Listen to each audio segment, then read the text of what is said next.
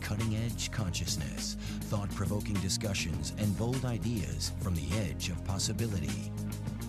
And welcome back to Cutting Edge Consciousness. Freeman and Michaels here with Barnet Bain, talking a lot today about having a sense of purpose, going for it, feeling like there's something on the other side of where we are now that is beckoning us to, find a path to it. And I know that's something that you play with all the time, Barnet. Yeah, I'm undressing here. Get naked. I'm getting naked here. You're going to drive a lot of traffic to our YouTube site. Yeah, well, that's what I figured. I thought. Or you're going to drive traffic away from our YouTube site. I don't know. Well, you know what? They come from me. They stay for you. So you're absolutely right. Lots and lots of activism. Lots of this balance between being and also doing. And fully engaged. Fully engaged. And there are some friends of this show who are now on the exhale, demonstrating. Yes, demonstrating lots of impact and activism and spiritual authority and leadership in very, very new ways. And we're thrilled to have another such friend, Steve Farrell, who's with us now. And Steve's the worldwide coordinating director for Humanities Team, a great friend of our show. Yeah. A global grassroots spiritual movement with teammates in over 150 countries. They provide all kinds of resources for personal transformation, and they engage in all sorts of conscious and spiritual activism sorts of projects. I know that our guest Steve will speak more to that soon. And so, Steve Farrell, we are so blessed to have you with us here today on Cutting Edge Consciousness. That's correct. You win. Ding, ding, ding, ding, ding. Welcome. Thank you, and thank you so much for having me. It's such a pleasure to be with you on Cutting Edge Consciousness. There, you said it. You say it again. Yeah. No, don't do that. I say something all the time, Steve, which I think you'll appreciate. We talk on the show a lot about owning our experience and owning what we see in the world as a mirror. And I say that I'm what's right with the world I see, and I'm what's wrong with the world I see. It's a way of responding to what I see that's constructive. And you have made a life of responding in very thoughtful and fully invested ways in what you see in the world, both in terms of what is good and beautiful and true, and what is the disintegrated or fractured elements. And I want you just to tell our audience a little bit about what you're up to.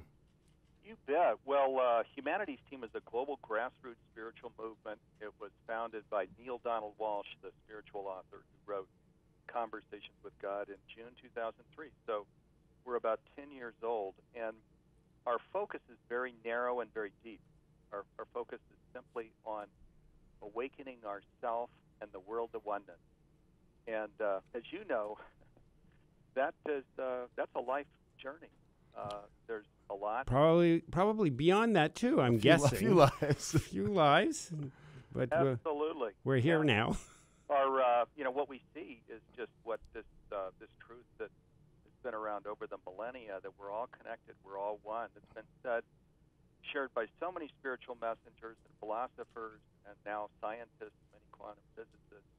We're sharing everything's connected. We are all one, and if that's ultimate reality, that has incredible repercussions for our lives individually and collectively. So Humanities Team is about just putting that on the ground and really living as who we really are, as spiritual beings. Well, Humanities Team is doing amazing work, that you have created a community that is as tightly knit and works in concert in this way in so many nations across the planet is awesome all by itself, that you've kind of woven this fabric. And also, you do some of the more visible programs that you do during the year. You have Oneness Day, and you also have this enormous new program, this new summit that is fairly imminent. So tell our listeners a little bit about what you have planned. Yeah, we are. This is the first year that our Humanities Team University is doing a summit. It's called Living in Oneness: The 5 Pillars for Success. Living in Oneness: The 5 Pillars for Success, and it has amazing teachers. The faculty is incredible. Many of them are friends of this program. Absolutely. Who's coming, and how would you break out the 5 pillars for our folks? Yeah, first the 5 pillars. They're living in oneness in our own life, developing that competency or mastery. The second is then with our significant other, creating a relationship where we're living in oneness together. The third is as a parent, being a conscious parent, so raising kids in our home as conscious parents and bringing up children to become conscious themselves. The fourth is in the workplace, creating and maintaining a conscious workplace. And then the fifth one is public service, being a leader in public service that's conscious. So we do have an amazing faculty. We're blessed that these people are a part of the program this year. Some of the names are Neil Donald Walsh, our founder, Ken Wilber, Irvin Laszlo, Barbara Marks Hubbard, Don Miguel Ruiz and his son and his partner, Ava, Joan Borisenko, Panache Desai, James Twyman, Ariel Ford, Swami Byandananda, because you need to bring a little humor to things. And it's always fun to say Swami. Swami, it's always good. Oh, he's fabulous. They all are. And other incredible people, too. Those are maybe some of the names that you might be more known. But amazing faculty, and they're going to go deep on these 5 pillars for, okay, how do we live as one in our own life, and in these other parts of our life as well. So, what we like to think is that we're creating an empowerment kit for each family to really live this and to take it out into their workplace as well. I love it. I love the 5 pillars because, it supports, again, really what I opened with, which is I consider myself what is right with the world and what is wrong with the world that I see. And so, you've got a lot of splaining to do, Lucy. I got a lot of splaining to do. There's an opportunity to have a big impact, and a big impact in, which is illustrated by the work that you're doing, that Neil's done, that all of the people you mentioned, many of whom are friends of this show, that they're doing in the world, and having the opportunity to spend some time with these folks and seeing them model big vision that's having big impact in the world, but then watching it come down to where big impact in their homes, and watching it at very real levels, big impact moment to moment in the choices they make. That's the powerful piece, because I think sometimes people can get lost in a big vision. They can get lost in wanting to do big things, and they don't know how to deal with the subtleties, because it really is moment to moment. We can pull ourselves out of the real opportunity by making it too big. So I want to kind of ask you to speak to that, because that seems to be, for me, the real foundation of the 5 pillars. Right, absolutely. Well, and you've come back several times to this important point that it starts and ends with us. It's what's happening in our life. How are we living it? What is the invitation that we're accepting, with spirit to live our life? Or are we living in the shadow or darkness, or some combination of the two? But it's really, it's not, as we know, preaching or standing up on a milk box and sharing platitudes that creates any kind of change that's valuable in the world. It's how we live our lives. It's how people experience our being. It's the joy that they see in us. It's the goodness that they see in us.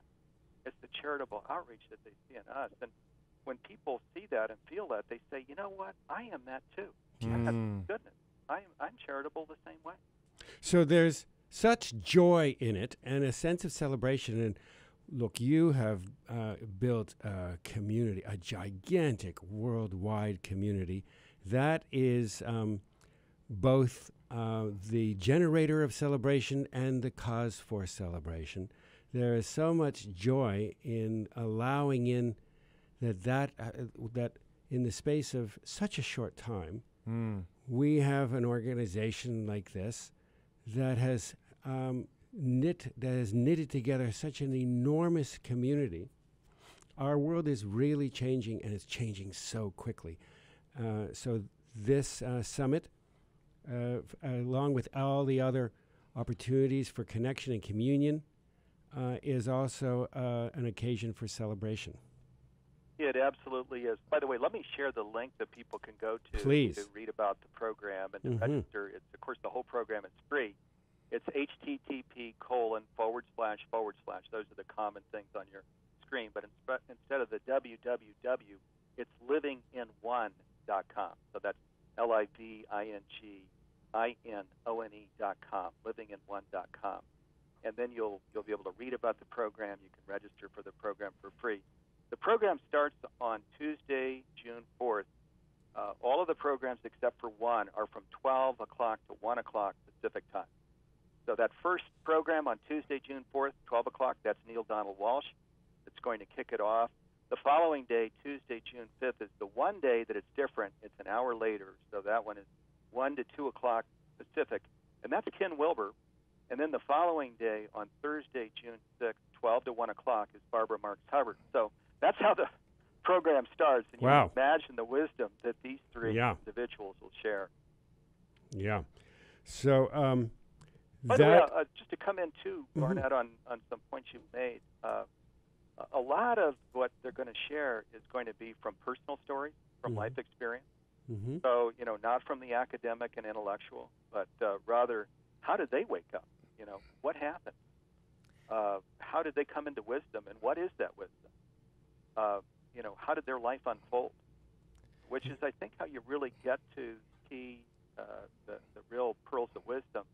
Sometimes that we want to find and bring into our home. It's just to hear not the intellectual side, but the personal story side of life.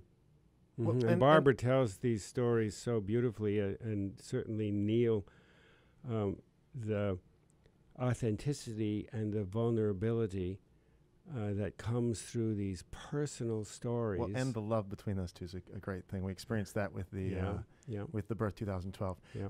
What I want to say about this is, it's there's an intention that I am 100% behind, and not just behind, but I feel like I want to be in. I mean, this show, of course, is an expression of that. That's our intention doing this work. And so for listeners, here's what I'm saying. Plug in to the spirit of this program, and you'll get tremendous benefit, because that's really what we're talking about here. We're talking about a frequency that's expansive. And Cutting Edge Consciousness is 110% behind this program. So we urge you all to explore it. And if it's for you, then we think you're going to love it. You can also find that link at our Cutting Edge Consciousness site. Yeah. So we want to thank you so much for joining us here today, and for everything that you do in the world. Absolutely. We're very, very blessed to have had you. It was a lot of fun, and we look forward to celebrating with you again next time. You bet, and thank you again for having me on this Cutting Edge for Consciousness program. And I want to say that all of these good things that are happening in this world, the sense that oneness is really happening, that we're really awakening together, that this birth is really, that it's time and it's happening, that's happening because of all of us working together. Your radio, you all with your radio show, and Humanities Team, and all of these other organizations and people that are in a sense dedicating their lives to this. So thank you. Beautiful. Well, Steve, somebody said we're the ones we've been waiting for, and indeed we are. So can't wait until the next time. The love affair with possibility continues, and it will continue here on Cutting Edge Consciousness after these messages. So stay tuned, because we'll be right back.